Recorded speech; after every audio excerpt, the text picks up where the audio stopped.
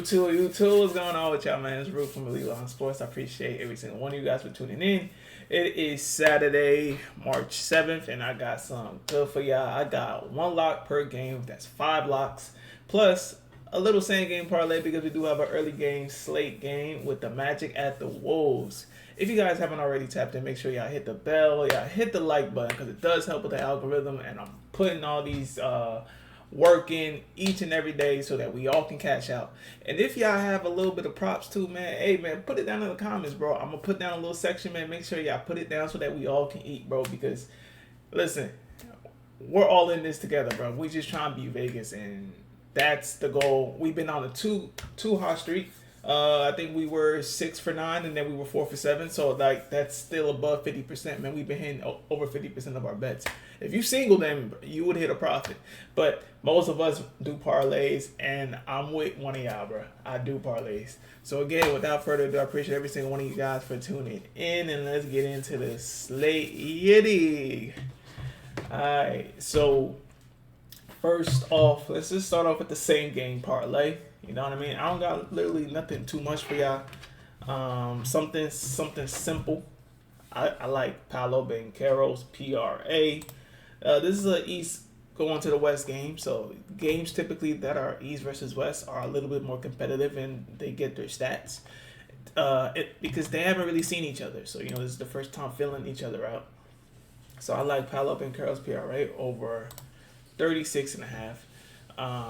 When Paolo Banchero plays teams that is bottom third that happen to give you fantasy points, that's what the DPT is, right?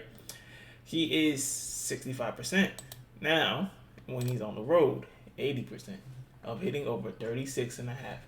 Especially come on, bro. Like, this is the Wolves now, right? This is not just the team that you play on the East. Like, this is not the team like that's the Pistons where they folded. This is against a Western team. This is the first time meeting, and they're gonna turn to their main guy, Paolo Banchero, to get them over the hump, especially with no Franz Wagner. So with that, I like Paolo Banchero's over 36.5 as a lock. Another player that I do like that I have kind of really did my research is Rudy Gobert. And I know y'all probably thinking like, damn, Rudy Gobert, man, I don't know about Rudy Gobert. Bear with me, bro. We're going to do PR over 21.5, and I'm going to show you why. When he plays against teams that's top 10 at his position, top 10 at having a guard his position, sorry about that. He is 61%, 8 out of 13 to hit his PRs. And most of these teams that he's hitting against, I don't know if you guys been noticing, it's been against Eastern Conference teams. Let me show you. Raptors, right?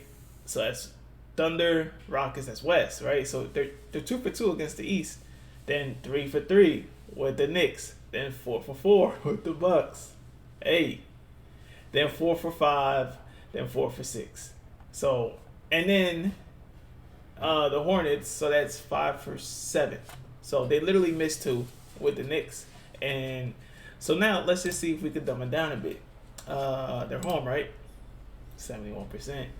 Hey, this is insane now. This is just an entire body of it. His points and rebounds is very hittable when he's home and when he plays against top 10 teams that stop him basically from having to get his PR. He kind of rises to the occasion, so to speak. So PR over 21.5. Again, you guys don't have to touch the lines. I do the lines.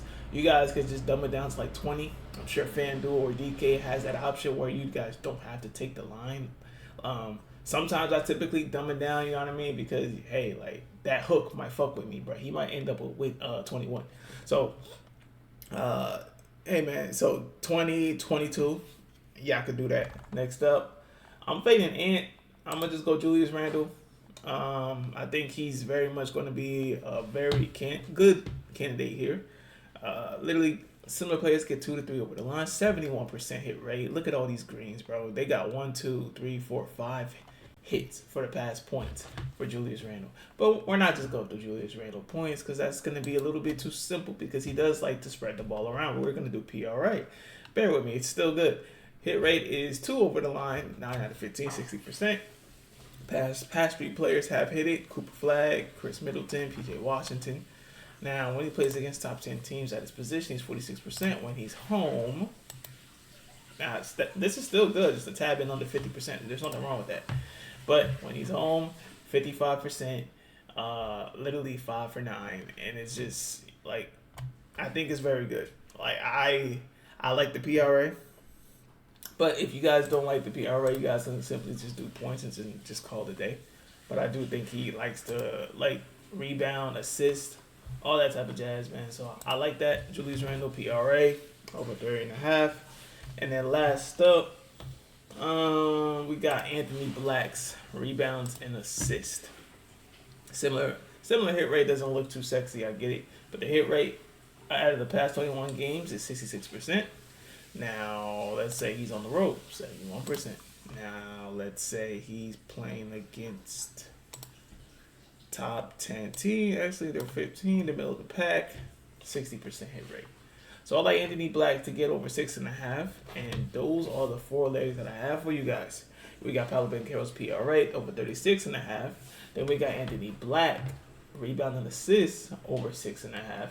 Then we have Rudy Gobert's points and rebounds 21.5, and then we have Julius Randle's 30.5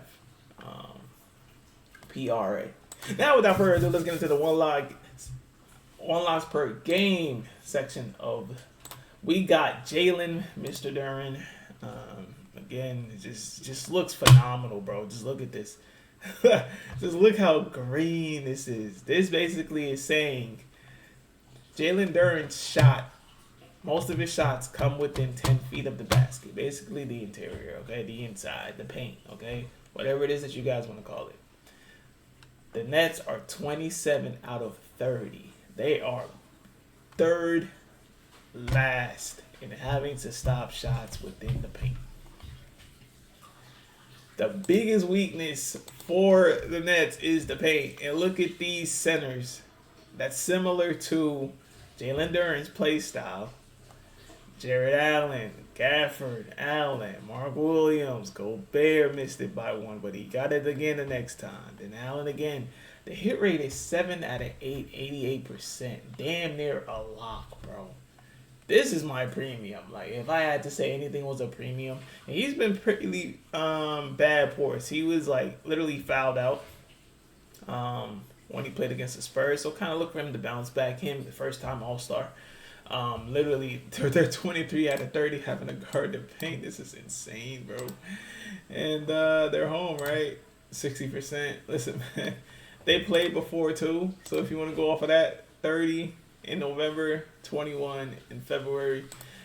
He had a bad game. Typically, players who had a bad game, they're going to look for him to have a better game.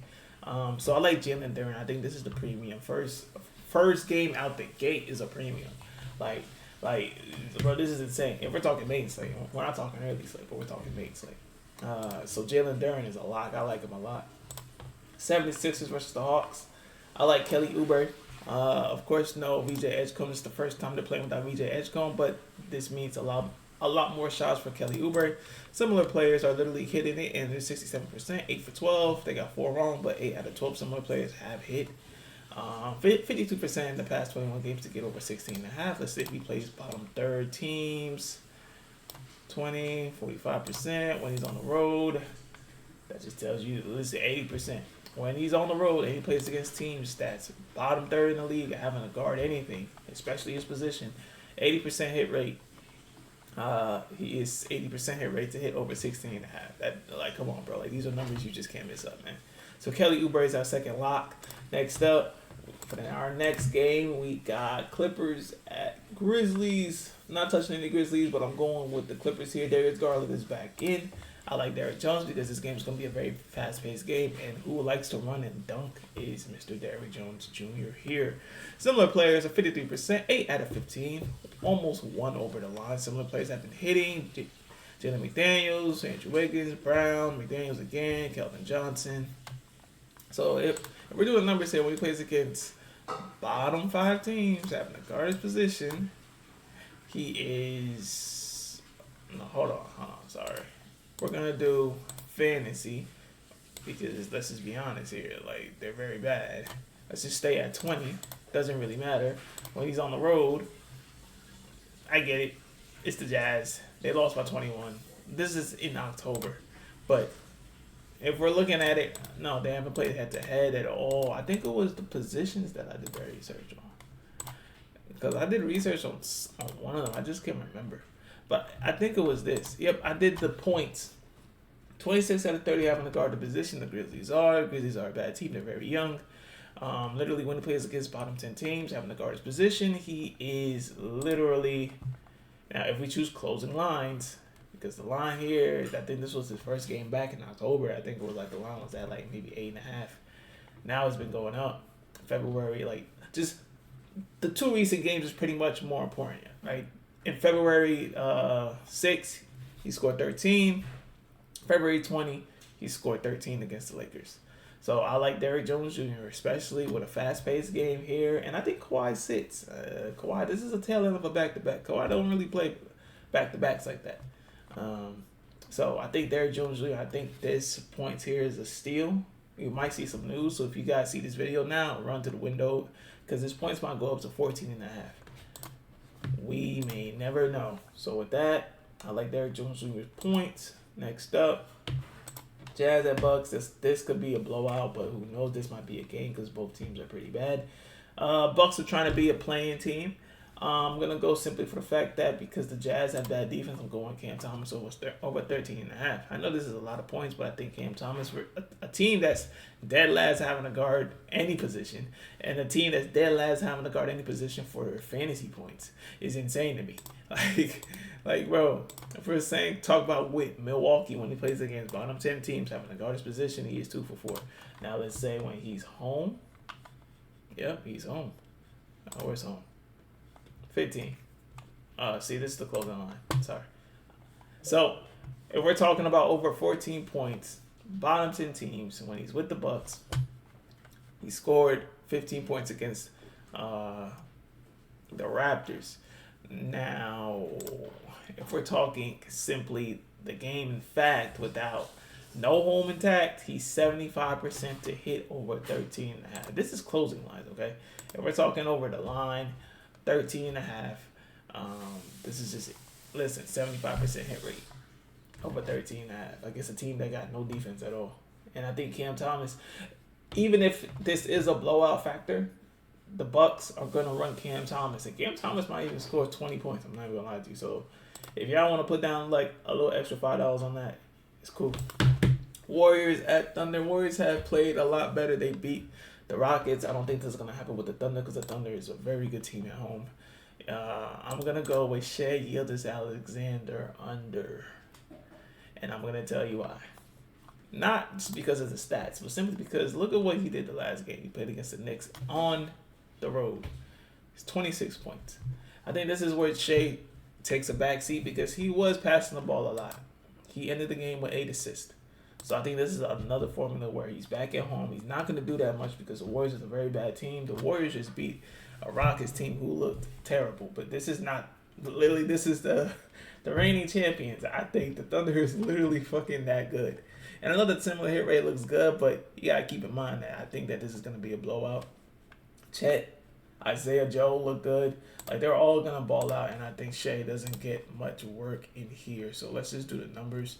When he plays against bottom 10 teams, let's just say they're 18, but we'll give him that. Bottom 10 teams, and he's home.